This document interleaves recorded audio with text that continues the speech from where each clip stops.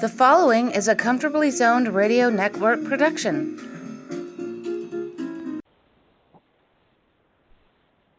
Okay, welcome back to the Retro Rangers podcast. I'm George Grimm, and I'm here with my co-host, Hal Bock, former Associated Press sports writer and author of many books on many sports. And we're also joined by Rod Lansberry, the author of 9 Goals, the history of the Rangers' miracle finish of the 1969-70 season. Okay, gentlemen, we're here tonight to talk about Rod Gilbert, the Rangers' iconic right winger, who died this week at the age of 80 years old. Let me give you some stats before we get started. Rod scored 406 goals with 615 assists for 1,021 points in 1,065 NHL games, almost a point a game. He scored 108 power play goals. He scored 52 game winners, which is still a Ranger record. He had 7 hat tricks. 3 of them were 4-goal games. He's the Ranger leader in goals, points, and game-winning goals still, years after his retirement. He had a career-high 43 goals in 1971-72, the same year Vic Hadfield scored 50, and John Rattel scored 46. He had 34 goals in 79 playoff games, including 11 power plays and 5 game winners. In Team Canada play, he had 1 goal and 3 assists in 6 games. He was in 8 All-Star games. He won the Bill Masterson Trophy in 1976, the Lester Patrick Award in 1981, and he was inducted into the Hall of Fame in 1982, along with Emil Francis. And he was the first Ranger to have his number retired, and that was on October 14, 1979. So that's why they call him Mr. Ranger. I would like to turn it over now to Hal Bock, who knew Rod in the early days, from the days when Hal worked for the Rangers, and who also collaborated with a book with Stan Fischler with Rod called "Goal: My Life in Hockey." Hal? Thank you, George. I was shocked and upset when I heard about Rod losing his life this week. He was a wonderful, wonderful guy, just a genuine, terrific individual. I met Rod in 1962. It was my second year. My first job out of college was working for the Rangers in the publicity office. That was 61-62 season. And the next year, we brought in Rod Gilbert, a 21-year-old kid. Didn't speak much English, but he had a winning smile, and he was the sweetest guy you could imagine. And he would hang out in our office all the time. And because we were comparable in age, we got to be good friends. And often we would get calls in the office for appearances by Ranger players. Now, the whole team was married. All the players had wives and kids, and Rod was a bachelor. So we would turn to him and say, "Hey, Rod, can you go to a hospital, make an appearance at a hospital, make an appearance at a boys' club, make an appearance at an old folks' home?" And he never said no. Now, he struggled with English in those days, but he felt that this was a way to improve his language skills. So Rod was the go-to guy when we needed somebody to go make an appearance for us, and he always came through for us. In addition, he was a heck of a player. He gave the Rangers some zest on the ice, which in those days they didn't have, and it was clear to anybody who was paying the least bit of attention that Rod Gilbert was going to be a star in this league. And he was almost immediately. I mean, he settled right in on the right wing, and he became a terrific player for us, even in those first couple of years when he was a kid. Right. Within 2 or 3 years, it became obvious that he was going to be the centerpiece of this team. And I left the Rangers and went to work for the Associated Press, but I still covered the team. So I was around. I was in the clubhouse, the dressing room, and we would always talk a lot because he was a friend. He was an old friend. I was the first friend he had on the Rangers because he was in that office all the time. So we hung out a lot in the office and in the clubhouse and the dressing room. And along came this project called Goal My Life on Ice, Rod Gilbert's story. And in 1968, I was privileged with Stan Fischler to write that book. And I went to Montreal. I flew to Montreal. I visited with his parents to learn about how he was growing up, what he was growing up. And one of the things I learned, which I did not know at that time, was that his hero was Bernie Boom Boom Geoffrion, another pretty good right wing. Yeah. And Boomer wound up in New York, ended his career in New York, playing for the Rangers alongside Rod Gilbert and coaching Rod Gilbert. So that was a terrific thrill for Rod because Rod grew up idolizing Boomer Geoffrion. His parents, Rod's parents, had scrapbooks full of clippings about Rod's days in junior hockey, and it was very helpful in assembling the book. So that was in 1968, and I continued to cover the team into the 70s. And then I moved on to other things, and Rod played on until, I guess, 77 or thereabouts. And it's remarkable to think that that's 40 years ago, more than 40 years ago, and he still is the leading scorer in Ranger history. So it's no secret and no surprise that he would be called Mr. Ranger. Right. He was a very good Ranger for a really long time. I'm sorry, I didn't hear what you said.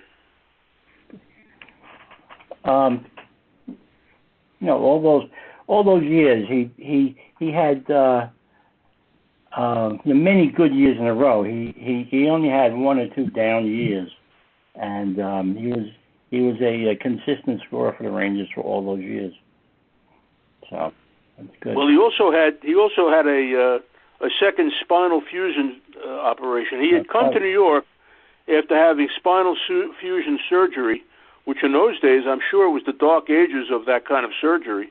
He had tripped over some debris on the ice in junior hockey and needed that operation. So he was viewed, when he got to New York, he was viewed like he may be damaged goods. Well, he was still a terrific player, even with the fusion.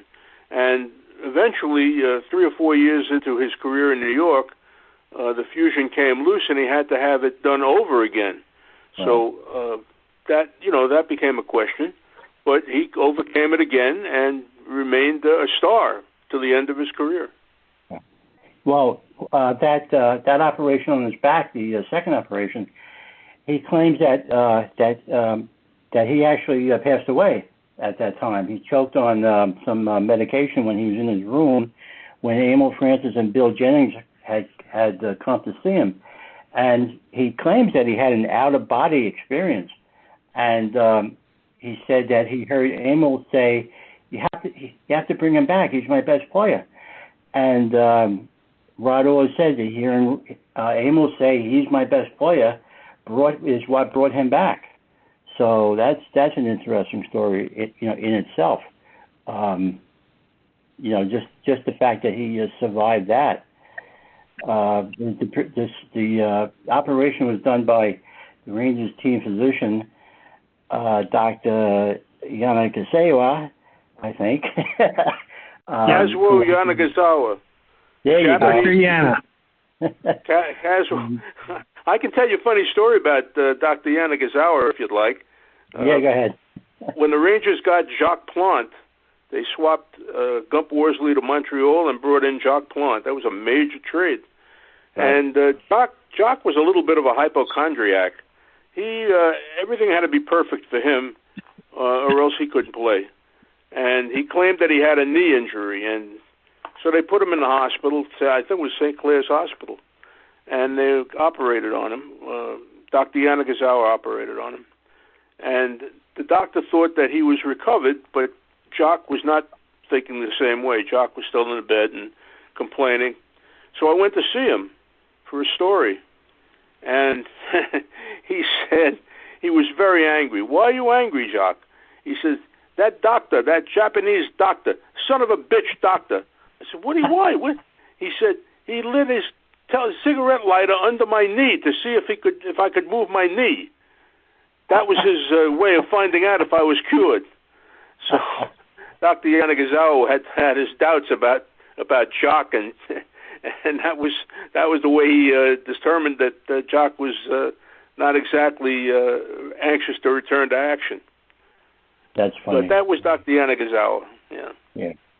Well, he also operated on Camille Henry and Jean Rattel and Orland Kurtenbach and Harry Howe. And supposedly Phil Jackson of the Knicks had the operation with Dr. Yanni as well. Rattel came to the Rangers because of Rod Gilbert. That's right. Rod and John were boyhood pals, and when Rod got to New York, he swore to Emile Francis, "You got to bring this guy up. You got to bring this guy to New York. He's terrific."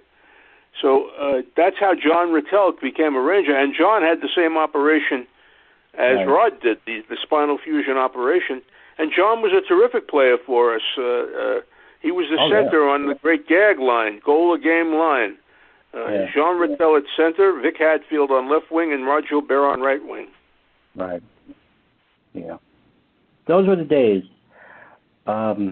Reg. Yes. Okay, what were the top moments in Rod's career that you can think of?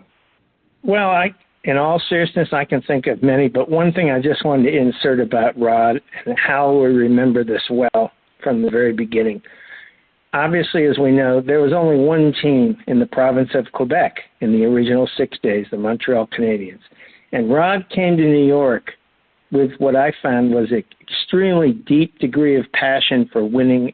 He wanted the Stanley Cup badly. And I think all of us remember, beginning in 66-67, when the Rangers made the playoffs for the first time.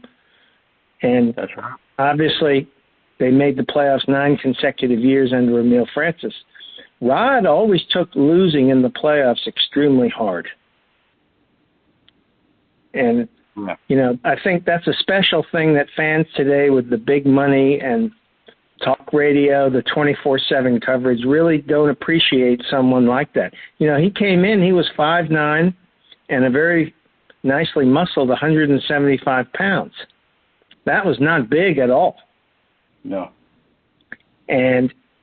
But he didn't let that stop him. And let's face it, having 2 spinal fusions, he was well deserving of the Masterton Trophy because let's face it, guys, you could make the argument he was one bad check from behind into the boards away from his career being over. Right. They protected him, though. His teammates protected him a lot. Yeah. They didn't let him get into much trouble, and he was not a fighter. He was not a belligerent guy. So he stayed out of trouble. He stayed out of trouble, and even though he was a great goal scorer, I don't know. He didn't get hurt in games very often. He wasn't targeted much. No, obviously had respect for each other back then. Like Jean Rattel never fought anybody, and he was a great player, but nobody ever went after him because they knew that he just wasn't going to be that kind of a guy. So, and as far as Gilbert getting checked into the boards, then the players knew each other more back then, and they had more respect. They kept their sticks down. They didn't try to hurt each other. They just tried to check each other off the puck. And nowadays, I think they're actually trying to hurt each other. But back then, I don't think that was the case. Well, Vic Hadfield on that line, on the goal of game line, Vic was the protector, pretty much. He was the guy who would get into fights and protect his teammates and his line mates. If you were looking for a fight, you were going to go for Hatfield. You weren't going to go for Rod or Jean. That's my recollection. Mm-hmm. Vic was actually put on that line after a game in Maple Leaf Gardens. Amo had Rod, John Rattel, and Camille Henry on the same line for some reason. I don't know. The three smallest guys on the team. But and he put them out there for a shift, and Eddie Shack went out there and knocked them all down, and they're all laying on the ice, and Frank Pace ran out, to help them, and he asked Amo which one should I help first, and he said, help Rattel. But when coming back on the plane, Amo called Vic over and he said, your job now is to protect Rod Gilbert and John Rattel. If anybody goes near those guys, I want you to beat the shit out of them. And that's what he did for those first years. And he did his job well. And the interesting thing is, all three of them had their numbers hanging from the rafters at Madison Square Garden, and that's right. Appropriately. That's right. Hal, since you were covering the team so closely as part of your 40-year career at the Associated Press, tell the listeners what kind of an interview was Rod in the dressing room? The best you could possibly imagine. Here was a kid who came to New York and couldn't speak a word of English, and he made it his business to figure it out. And after every game, he was at his locker, win, lose, or draw. And in those days, we had draws. But he was always available and always had a good line, a good quote. He was a terrific, he was a go-to guy. You learn as a sports writer when you're on a beat, when you cover teams. Teams have what they call go-to guys. Like the Mets had David Wright for many years. David Wright was a terrific guy. You would go to him anytime, any way, anywhere, and he would help you out with whatever you needed. Rod was the same way. Rod was the Rangers' go-to guy. So he was a special guy, and he'll be missed. I'll say that. Yeah. And when you're on deadline, Hal, that's worth its weight in gold, isn't it? Oh, absolutely. You can't imagine. I mean, every time. Well, I think I had a special relationship with Rod because of those days when I worked in the Ranger office. Mm-hmm. But every time a game ended, my first stop in the clubhouse was Rod Gilbert. Because first of all, just to say hi, how you doing, and then to ask him about a particular play or about the way the game had gone or whatever, But Rod was always there for me and always there for everybody, not only me. I mean, he was there for anybody and everybody. That's right. Yeah, he was invaluable for a lot of reasons. One of the things I remember most about Gilbert was in 1967-68, he scored 4 goals against the Montreal Canadiens on a Saturday night at the Montreal Forum, and it snapped the Montreal Canadiens' 20-game unbeaten streak. Rod took 16 shots that night, and he got 4 goals. And I remember it because I was 16 years old, and I was laying on the couch watching a game with my father. He was in his recliner. I'm on the couch. And once Gilbert got that 4th goal, Pop got up, went in the kitchen, and got us both beers. And I thought that was so cool. It was Carling Black Label, I think. And he poured us both a beer. And, that was a real bonding moment between me and my father. So that's why I remember that game, particularly. Yeah, and obviously, as we all know, his parents and his family and friends were there that night. Yeah. And Rod always had a fondness for that game, the reason being he had the flu. Oh. And he was in bed all day at the hotel. He finally got up for the pregame skate, didn't feel very well, and as he liked to tell it, once the puck was dropped, he started feeling better and better, which obviously makes a lot of sense when we know what happened. Yeah. God bless him. Poor Rogie Vachon was the victim that night of all four. Yeah. I think Jean Rattel assisted on 3 of the goals anyway, and that was a very memorable game. Okay, so what else, Reg? Well, we could probably go on for hours, but I mean, I think all of you will remember the 1974 playoffs against the Flyers, Game 4 of the semifinals. The Flyers had won the first 2 games at home. The Rangers took Game 3, and Rod scored the overtime winner in Game 4. And that was just a massive goal against Bernie Perrant. Yeah.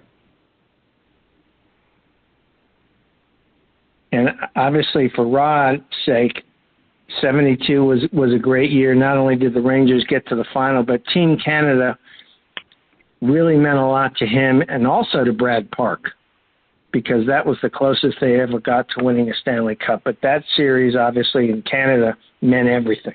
Yvonne Cornway had said consistently it was more exciting to him than winning any of his 10 Stanley Cups. That's quite a statement. Right. You mentioned the goal that he scored against Bernie Perrant, the overtime goal in that Game 4. If you were able to go through the archives of the Rangers, of his 406 goals, you'll find many, many, many of them were key goals, not just, losing the game 4-1 and I score a goal with a minute to play. They were important goals. He scored important goals. He was a go-to guy on the ice and in the dressing room. I mean, he was a centerpiece of that team, in my opinion. The line was terrific. The gag line was terrific. Jean Rattel, 46 goals that year. Vic Hadfield, 50 goals that year. For me, maybe because of my relationship with Rod, for me, Rod Gilbert was the guy, the go-to guy on that team, on that line. Right. And I have to say, when I was interviewing him for the book 9 Goals, before we got into the meat of the 69-70 season, we were just talking about his growing up and so forth. And he told me, without bragging in any way, he said, you have to remember, I was a much, much more prolific goal scorer in junior than anyone ever saw. And then that became compromised by his first spinal fusion. Mm-hmm. And he said, without being braggadocious in any way, he said, you have to remember it was my job to score goals. So when I scored an important goal, I was only doing my job. But the truth is, no one ever saw what I could do, which was a shame. I thought that was quite, a self-effacing statement. Right. He was a self-effacing guy. He didn't demand the spotlight. But his talent earned him the spotlight.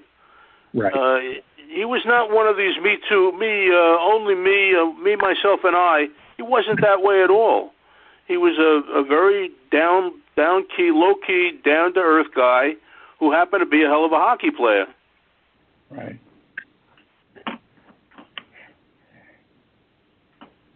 And, for all those years too, he was very well loved in New York.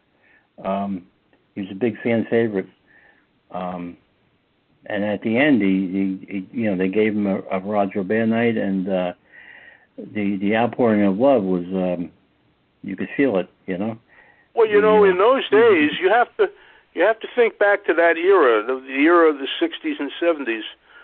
He was the Rangers' equivalent of Tom Seaver of the Mets, Joe Namath of the Jets, Clyde Frazier of the Knicks.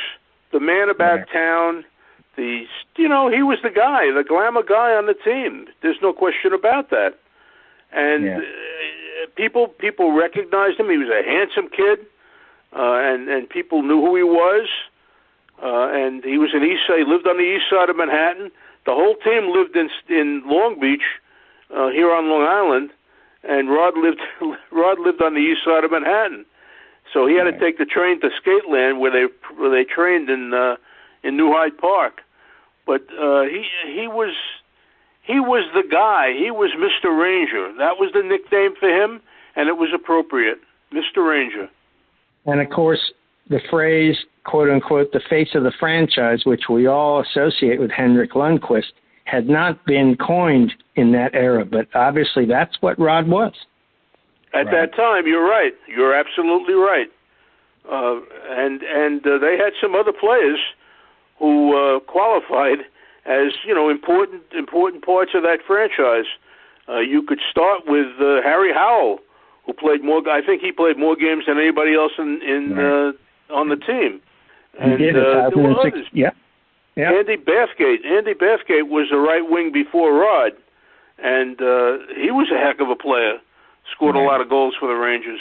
So, you could say that there were other faces of the team, but Rod was there the longest term and the most prolific and just a sweetheart of a guy. I mean, it comes down to there are good players who are jerks. Rod Gilbert was not a jerk. Yeah. At that time, too, you also had Brad Bock and Eddie Jockerman and, guys like that who, who were very good to the press and very good players and were very popular with the fans as well. But, Rod was the man. Rod was Mr. Ranger back then. And, up until now, yeah. So. Special guy. Well, the fact that he worked for the organization for 30-odd years after he was through playing, he was like an ambassador. He represented the team at a lot of social functions here in New York. There were golf tournaments. There were dinners. I mean, he was all over the place because he was a popular guy. And so, that's how, when you say the face of the Rangers, he was the face of the Rangers. Right. Even with the fans too. Like if you go on Facebook and you start scrolling through pictures, you see a lot of pictures of Rod with fans, just ordinary fans. He's smiling with so they could take a selfie with him. He was that kind of guy, very outgoing, very generous with his time, and without question.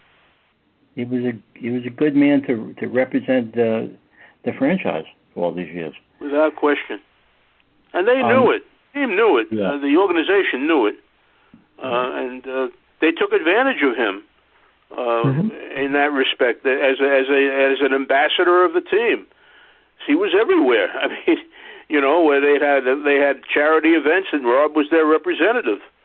So the Garden of The Garden of Dreams, I guess it is. Garden of Dreams. He did a lot of work with that organization for the kids, and I mean, he was just a genuine, decent human being, and he'll be missed. Yeah.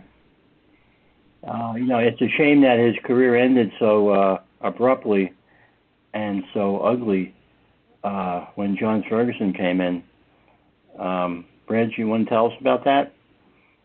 Sure. Well, as both of you gentlemen know, when the Rangers played Montreal, they would put Fergie on Rod to shadow him and shut him down. But when he became the Rangers GM, there was animosity there. Yeah. I mean, I'll put my journalist hat on and protect a source who knew at close range how Fergie it got under his skin. He never thought that Rod Gilbert was as good as his press clippings. And I know that may sound a little extreme, but he really did believe that. He thought, to use an everyday word, he thought he was overrated, if you can imagine such a thing. But, in the fall of 1977, through the first 19 games, Rod only had 2 goals, 7 assists, 9 points. I believe he was a -10. And on Thanksgiving, Rod had 6 Ranger rookies over to his apartment for Thanksgiving dinner. And I believe he had Pat Hickey, Ron Duguay, Lucien Deblois, Mike McEwen. I'm pretty sure he had Dave Farish, but he might have had he might have had Mario Marois instead, and then he had Wayne Dillon, who came to the Rangers from the Toronto Tours of the WHA. And John Ferguson waited until later in the afternoon when he knew they'd be sitting down to have Thanksgiving dinner when he called Rod at his apartment and told him the Rangers had, quote-unquote, released him. And that's something not only I'll never forget, but I'll never forgive John Ferguson for that. Charming guy, John Ferguson, wasn't he? On the ice and off the ice. A charming fellow. Yeah, you would probably know much more about him off the ice, wouldn't you, Hal? Because, in those days, players in the summer didn't fraternize. If they were at a charity golf tournament, they literally did not speak to each other. I had very little to do with John Ferguson. At that point in my career, I had moved on. I was covering more baseball and more football. So I didn't interact with John Ferguson when he was with the Rangers. But I knew him from his days in Montreal, and he had a reputation. He had a reputation of being a dirty player. Right. And he certainly fulfilled it and earned that reputation, didn't he? So it's not surprising that he would pull a stunt like that on Rod. And it's also not surprising to me, knowing Rod, that he would invite the rookies to his house, because where else were they going to go on Thanksgiving? So,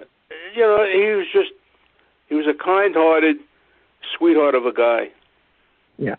And I'll give you one highlight of Rod's career, and George, you can chime in because you remember this well. Back in those days, I think it's fair to say how scoring 20 goals was the equivalent of hitting 300 in baseball. Exactly. It was a big deal. And so Rod, was trying to get to 30 goals in the 67-68 season when he made the second All-Star team. He scored 29. The following year, 68-69, he had 28, and he could never get over the hump. And, of course, the 69-70 season was when he had that horrible year. He scored 16 goals. But the following year, 1970-71, the final day of the season, the Rangers, as it turned out, once again played Detroit at the Garden. And Rod scored the 30th goal against Don McLeod of Detroit, which was a big deal. And George, you remember what happened after he got in a fight with Arnie Brown, the end of the game when Ed Joachim and Joe Villemure won the Vezina. Oh, yeah, that was when, Arnie Brown, spent all those years with the Rangers, but in the middle of that season, he was traded to the Red Wings. And it was the last game of the season, and since the Rangers, I think they shut him out, or they gave up. They did, 6-0. Yeah, they shut him out, and so Eddie and Gilles won the Vezina Trophy. And all the Rangers, of course, were out on the ice, rubbing Eddie's head, congratulating him. And Arnie skated down from the other end of the ice, and he got in on it. He wanted to congratulate Ed Joachim.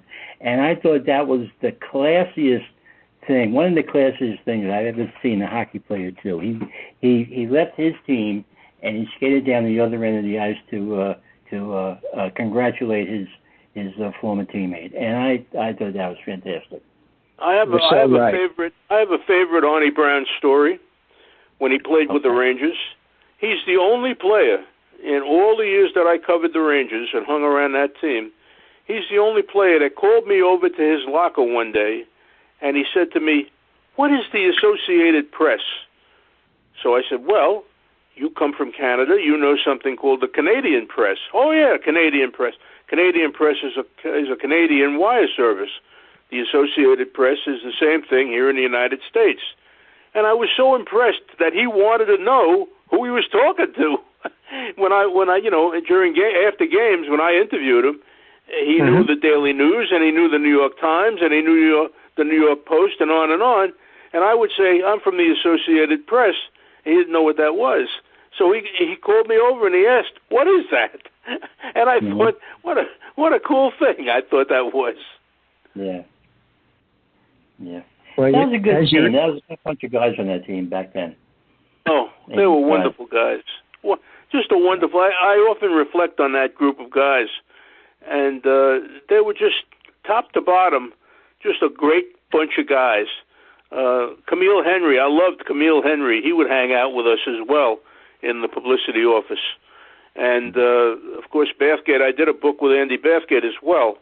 A real gentleman. I mean, they're just class acts, all of them. Harry Howell, what a nice man.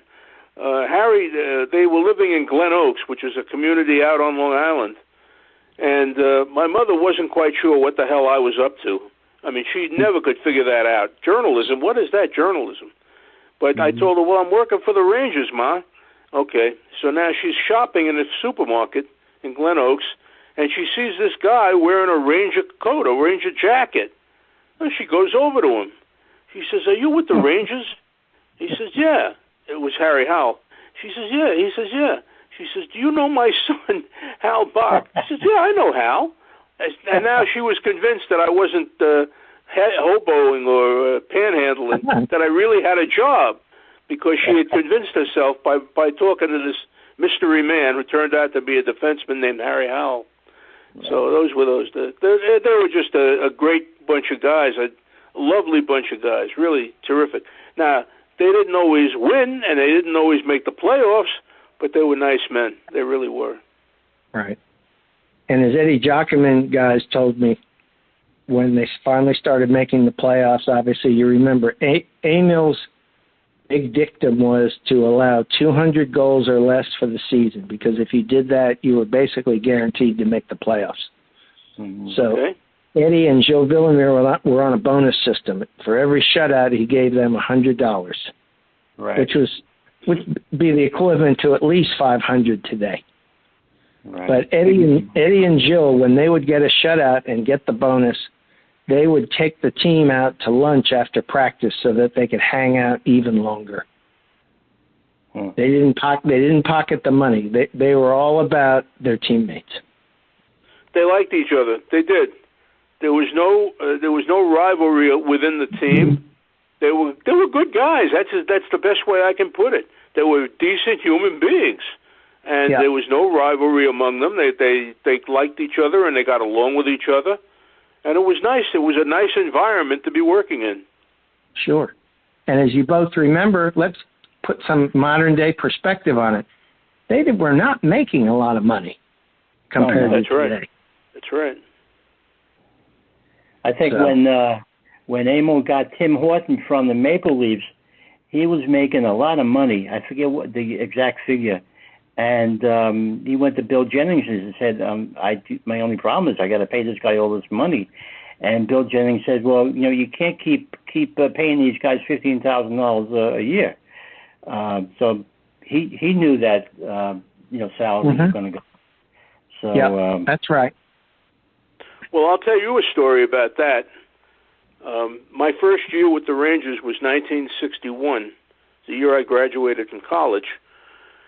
And I was hired, and I was making $75 a week, which was not a bad salary in those days. Not a great salary, but it was what it was.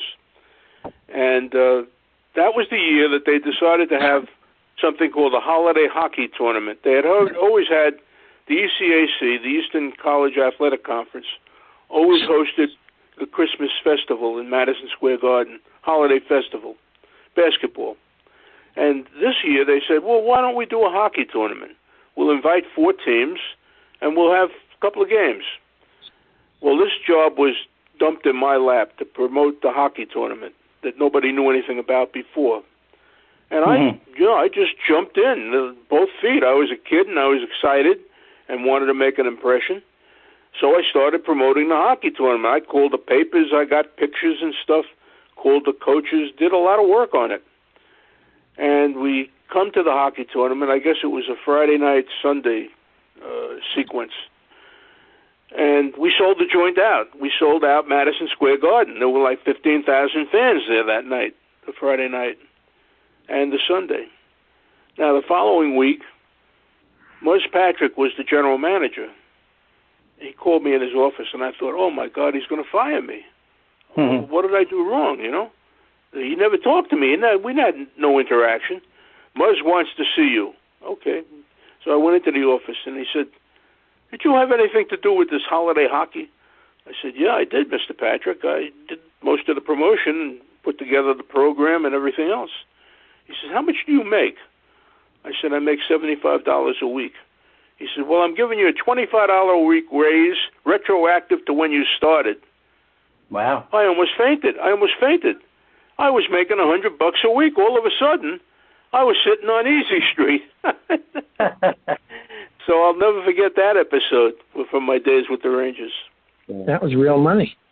Oh, yeah. Oh, you bet. You bet. Yeah. So that was a fun time in my life, in my career. I look back on it very warmly, largely because of the players who were great guys to deal with, and the organization was good to deal with. They were good to me, and I was happy, very happy guy in those days. Yeah. Well, gentlemen, tell me, because I wasn't there, when the Rangers called Rod up in the playoffs as a raw rookie to face the Maple Leafs, and he scored 2 goals in place of Ken Schinkel. What was the old Garden like that night? But that was in 1958, so I was only 7 years old. I wasn't there. No, the early 60s against Toronto. Well, he came up. He came to stay in 1962. He played one game in 61 and one game in 60. Yeah, now, this is the 62 playoffs when Doug Harvey led them to the playoffs and won the Norris Trophy also. Right, Doug Harvey. They took them to 4th place. They finished in 4th place that year. Mm-hmm. And you're right, Harvey. That was Harvey's year, player coach. I don't remember precisely that goal or that night, but I know that it was an exciting time because they hadn't made the playoffs in many years, and now we were in the playoffs. We were going to Toronto to play the Maple Leafs in the first round. And in those days, if you were in the playoffs, you were in the semifinals because there were only 6 teams. 4 teams made the playoffs. All of a sudden, you were in the semifinals. You win 2 series, you won the Stanley Cup. So that was a very exciting time. Sure. But, of course, the Rangers didn't win those 2 series, and, No. No, it's hard to believe that since 1940, which is 80 years ago, or 81 years ago, 81 years they've won 1 Stanley Cup.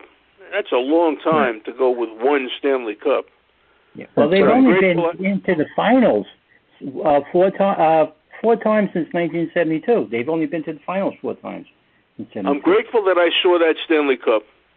Me too, because it's the only one we've had since 1940. That's right. And it might be the only one we're going to get. For a while, The only team worse than that would be the Maple Leafs, who haven't won since 1967. They haven't been to the finals, I don't think, since '67. So no. The Rangers and it's more noticeable in Toronto because that's in Canada, and that's their game. Hockey is their game. In New York, the Rangers were always an afterthought, and so we could get away with not doing very well. Right. And as both of you know, that was part of the enduring tragedy for guys like Andy Bathgate, Bill Gadsby, Harry Howe, and Gump Borsley. The Rangers never got out of the first round. No. But, those guys wind up winning Stanley Cups elsewhere. That's right. Gump won some Stanley Cups in Montreal, and Andy won in Toronto. So I was pleased for them that they got their name on the cup. That's right. Right. It wasn't going to happen down here, that's for sure. So what else are you guys working on? As far as what else am I working on? I'm not working on anything. I'm retired. No, I write a column, sometimes 2 columns a week, for a website called New York Sports Day. And it's fun because I can write when I want, if I want, and anything I want. And I do this podcast with the Comfortably Zoned Radio Network with Ralph Tycho and some other baseball types, and we do that usually once a month. So it keeps me busy, and I enjoy it. Good. The book Banned, I read that about a month or so ago, Al, and that was a great book. Just all about all the baseball people, players, umpires, team physicians, were banned by the commissioner. Anybody who had been banned for doing stuff that he didn't like. Yeah. I enjoyed doing that book. I also did a book on the Cubs, the last Cubs dynasty, before, they went 100 and some years before they won another pennant. Yeah. That was in 1908. So I like writing history. I enjoy writing history stuff. Yeah. How about you, Reg? Well, to bring Rod Gilbert in and make it topical, I'm about to hand in a piece for the Hockey News about the history of jersey retirements. Okay. And the NHL, of course, was the very first professional league to retire a jersey. They retired number 6 for Irvin Ace Bailey when Eddie Shore attacked him in December of 1933. But I go into the history of that, and now that the pandemic's over, there are going to be at least 3 jersey retirements this season we know of. Willie O'Ree's going to have his number 22 retired by the Bruins on January 22nd, the first black to ever play in the NHL. Sergei Zubov, who won his second Stanley Cup in Dallas in 99. He won his first, of course, with the Rangers in 94. He's going to have number 56 retired. Chris Pronger in St. Louis is going to have his number 44 retired in January as well. And, of course, we're waiting on Henrik Lundqvist. But part of the piece I go in is about how certain teams, for whatever reason, either have forgotten about Hall of Fame players or have no interest in retiring their number. And a quick example in Boston, Frank Brimsick, Mr. Zero, right, who led the Bruins to their Stanley Cups that was sandwiched around the Rangers. He won 2 Vezinas. He led the Bruins to the Cup in 39 and 41. He won the Calder Trophy. The Bruins have never retired the number of a goaltender, whether it's Frank Brimsick, Tiny Thompson, who won the 1930 Cup in goal for them, or Jerry Cheevers, who won 2. Right. But what do they got against goalies? Well, I don't know, but you have to admit it's odd. But to relate it to Rod Gilbert, I bring up, with the Rangers, the fact the very first player to wear Rod's number 7 was Frank Boucher in the very first game the Rangers ever played. That's right. And after Frank retired, he made an aborted comeback attempt in the 1943-44 season during the war. Obviously, he was past the end, but he retired. The Rangers never retired his number. It kept on. Red Sullivan wore it. Rod Gilbert finally was the last player to wear it, and thankfully, they retired it for him. And obviously, as you both know, a better example was Bill Cook, who wore number 5. The Rangers have never retired that. It's outrageous. But that's a fun piece to do now that the pandemic is over. You'll get to have sweater retirements this year. The Hockey Hall of Fame is going to have its first live ceremony in 2 years. And, of course, the Tampa Bay Lightning will be able to send their second consecutive Stanley Cup banner to the roof at Amalie Arena before a packed house. Yeah. Well, it's funny that you should bring up Frank Boucher. I'm working on a book called Forgotten Blue Shirts, which is about the Frank Boucher era of the Rangers from the Stanley Cup in 1940 when he took over through the war years, through the real rebuilding years, through getting to the finals in 50, and then the quick decline after that. Right. I just finished up a book about baseball. I just finished up a book with Ralph called Comfortably Zoned in a Vat of Pine Tar.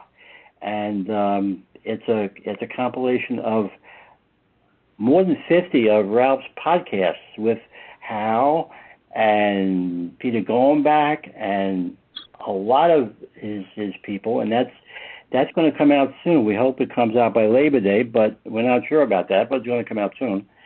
And I also have a back burner project going on, 100 Ranger Memories, which I hope to have done by the Rangers' 100th anniversary in 2026. It's going to be a collection of fan memories. Going to have 100 of them, fan memories of their memories of the Rangers and players and games and what have you. So you're a busy guy. Yeah, well, I'm going to be 70 years old, and there's just so many reruns of NCIS and Law and Order you can watch. So you got to keep busy, So. Boy, I wish you'd tell my wife that. Years ago when I first retired, I was actually watching reruns of The Lone Ranger, and I said, "No, this has to stop. I got to do something." So that's what happened. So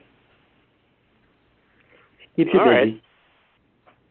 So, if that's it, I thank you guys very much. We had a good show. I think we George, paid you're so busy. Thank you for including me. Oh, anytime, Reg. And if anyone knows, a lot about the range of details of Jews, so I always try to include you. Thank you so much.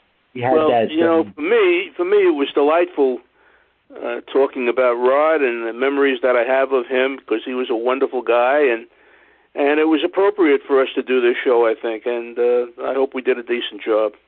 Yeah, I think we did. So thank you very much, guys.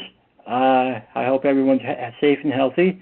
I hope you keep cool up here in the Northeast. We're in the middle of a heat wave, and I don't know how it is down in Georgia, but it's hot as hell up here. So let's get through this summer, get into the fall, and get back into the hockey season. That's it. Okay? Yes, sir. Okay. All right, good night, guys. Thanks everybody. very much. Thanks, Nat. Take care. Bye-bye. Okay, good night. The proceeding has been a Comfortably Zoned network production. You are advised to keep your dreams wet, your humor dry, your children and grandchildren out of military recruiting offices and off the laps of clerics who wear dresses. Thank you for listening, everyone. Happy trails.